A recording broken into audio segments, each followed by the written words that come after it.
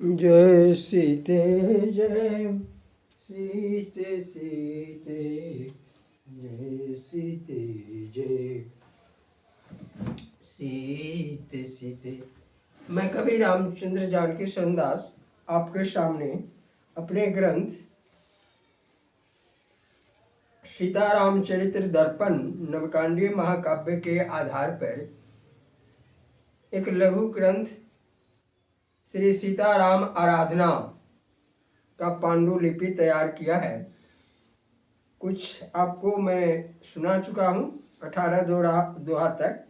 अब मैं 19वें दोहा में प्रवेश करने जा रहा हूँ। सीता जी की बधाई।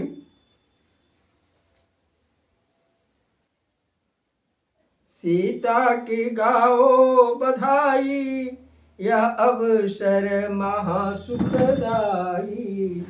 सीता की गाओ बधाई, यह अवसर महासुखदाई। सीता जन्म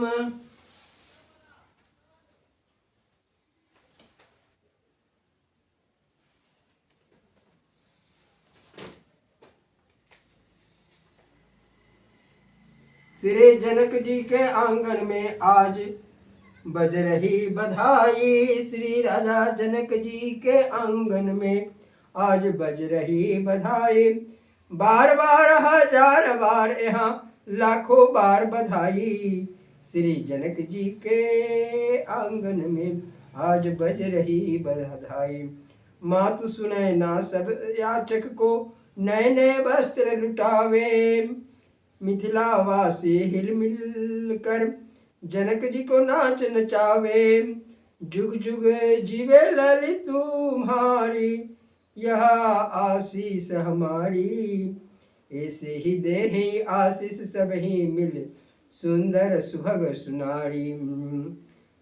श्री जनक जी के आंगन में आज बज रही बधाई। श्री जनक जी के आंगन में आज बज रही बधाई। सीता की गाओ अब बधाई, यह अवसर महासुखदाई। पूर्णाहुति जग को करवाए, गिरमिसानि मुनि विनय सुनाए। रहे सकल जन कुछ दिन साथे, सेवा करो सबों की हाथे। आज्ञा ले सब ठौर सुधारे, कहे धन्य जो यहाँ पधारे। जनकपुरे अब उत्सव भारे, महामुदित मन सब नर नारी। ब्रह्मलोक से ब्रह्मा आए, ज्योत्सनी का वेश बनाए। रानी आसन उन्हें बिठाई, पूछी आप किधर से आई। से दर्शन को मन ललचाई, इसीलिए बहना चली आए। मुदित हुई रानी तभी, देकर सिए को गोद। इसका फल देखे कहे, करती कही विनोद, करती कही विनोद। सीताराम जय सीताराम, चलो पद चिन्ह सीताराम। सीता जी की बधैया बाज रही है जनकपुर में। जय श्री सीते। यह अवसर बहुत दिनों से ललायित था कि सीता जी का जन्मोत्सव हम मनाएं। राजा जनक जी को आदि शक्ति को बेटी के रूप में पाने की इच्छा थी, वह इच्छा आज पूर्ण हो गई। और यज्ञ की पूर्णाहुति फिर हलेश्वर नाथ पर आकर के यज्ञ का पूर्णाहुति किया। तो वहाँ जो गिरमिसानी उस हलेश्वर नाथ स्थान पर जो एक शिव के परम भक्त गिरि जी रहते थे, उन्होंने विनय किया कि से हे राजन, आज आप हमारी आतिथ्य और स्वीकार करके अपने मन से यहाँ आप विराजे, हम सब आपकी सेवा करें। लेकिन राजा जनक जी कहे अभी हम अपने यहाँ जनकपुर जा रहे हैं, फिर कभी देखा जाएगा। अब जनकपुर वे चले गए और सभी महामुदित नर नारी है, और जो भी बाहर से लोग आमंत्रित आए थे वह सबके सब अपने अपने स्थान पर चले गए।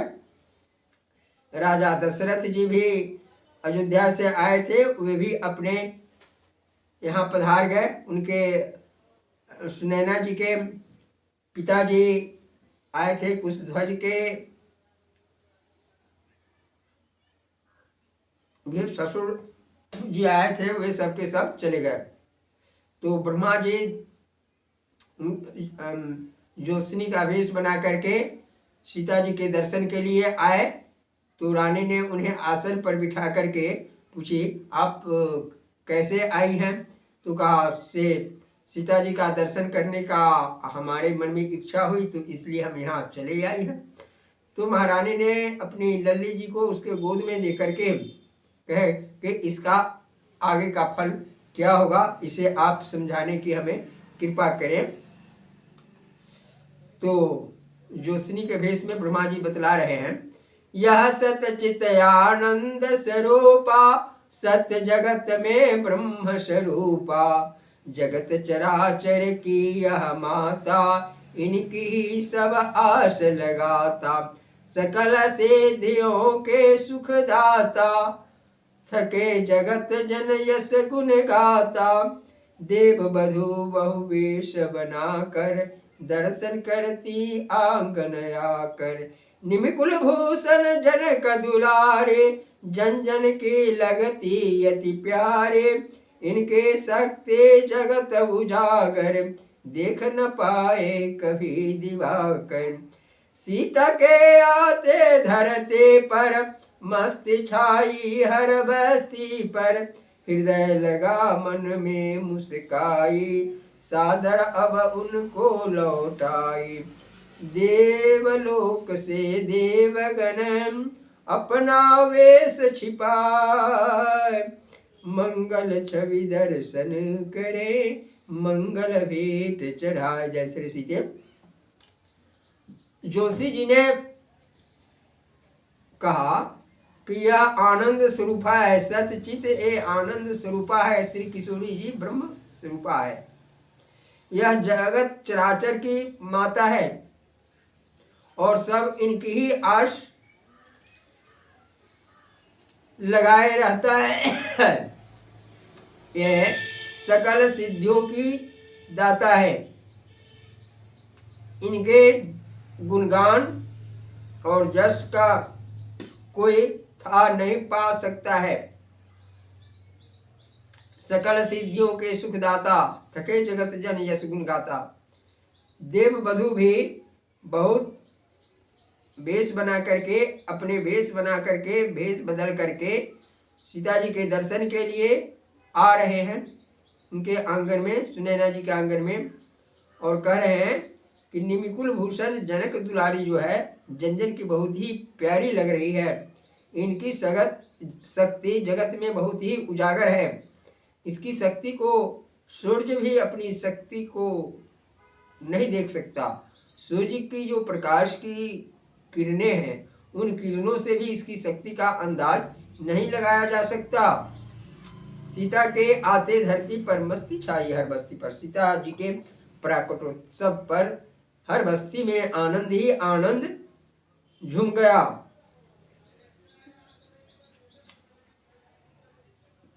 ऐसा कह करके फिर ज्योत्सनी जी ने उसे लौटा दी।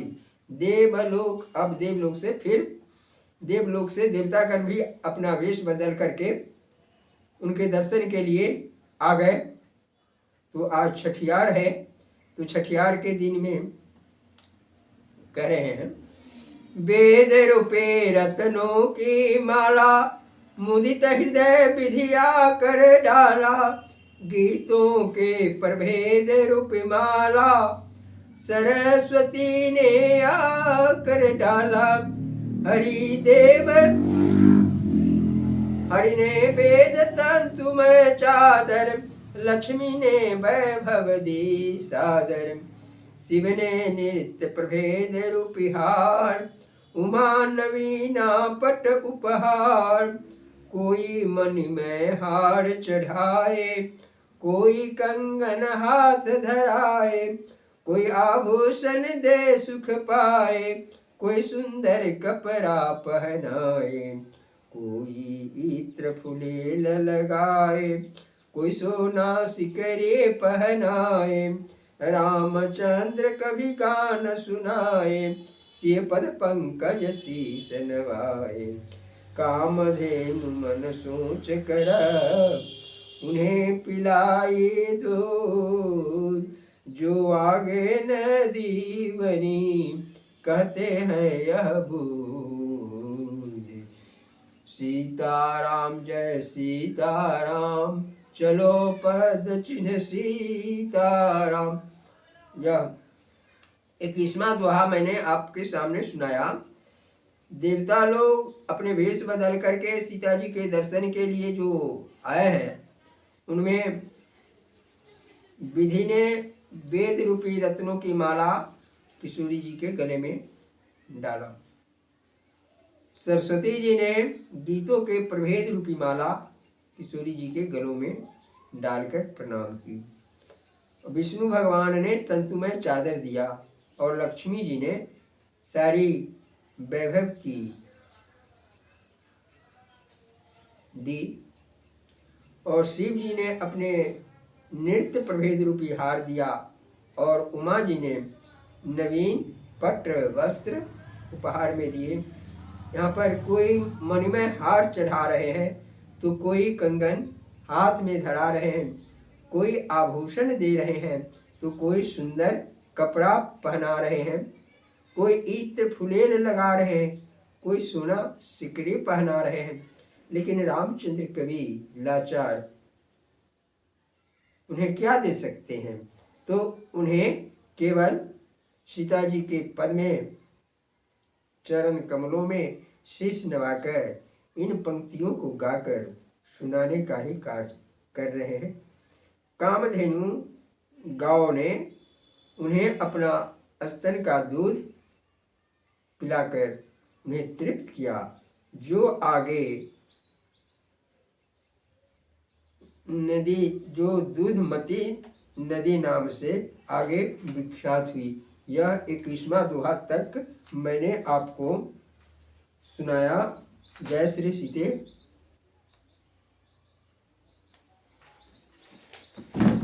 मैं कवि रामचंद्र जानकी शरणदास अपनी पांडुलिपि श्री सीताराम चरित्र दर्पण के आधार पर जो लिखे हैं, सीताराम आराधना, इसका पांडुलिपि से मैंने आपके सामने पाठ कर सुनाया।